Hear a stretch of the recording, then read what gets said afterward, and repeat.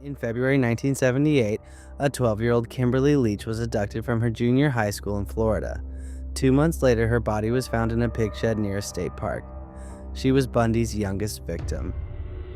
Imagine a man so dangerously charming he could walk into a sorority house and leave investigators confused whether he was the hero or the villain. He terrorized America between 1974 and 1978. He was born November 24, 1946, in Burlington, Vermont. Theodore Robert Bundy started a life under a veil of secrecy. Rumors of illegitimacy shadowed his relationship with his mother. He was shy, bullied, and socially awkward as a youngster. But something shifted in his teenage years. Bundy moved to Seattle, attended the University of Washington, pursued psychology, volunteered at a crisis hotline. Everyone saw him as intelligent, earnest. This personality became his greatest weapon, likability and trust wrapped in a smile. In the 1970s, young women began disappearing across multiple states. They were last seen in libraries, college campuses, or simply walking home. Witnesses described a polite man, often pretending to be injured with his arm in a sling or leg in a cast. He would ask women for help carrying books or moving something to his car, but they never returned. This man was Ted Bundy. His weapon wasn't just violence, it was manipulation and deception. It all started in January 1974, when Bundy attacked Karen Sparks in her apartment. She barely survived with permanent brain damage. This was no accident. The next was on the 1st on February 1974. Linda Ann Healy, a UW student, vanished from her home. Her remains were later found, duct-taped, strangled.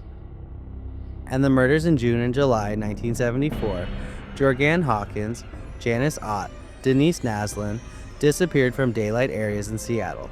Bundy was first arrested for kidnapping Carol DeRonch in Utah in November 1974, but she escaped. This marked Bundy's first conviction. Kidnapping, attempted assault.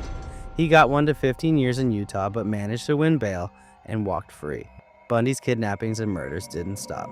Between April and May 1975, he killed Laura Ann Amy and Denise Lynn Oliverson, among others.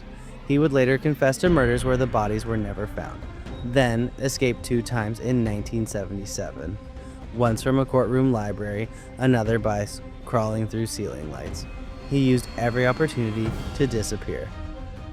The turning point came in January 1978 at Florida State University. Bundy broke into the Chi Omega sorority house. 4 women attacked, 2 killed, Lisa Levy, Margaret Bowman, others severely injured. A student, Kathy Kleiner, survived, one of the few.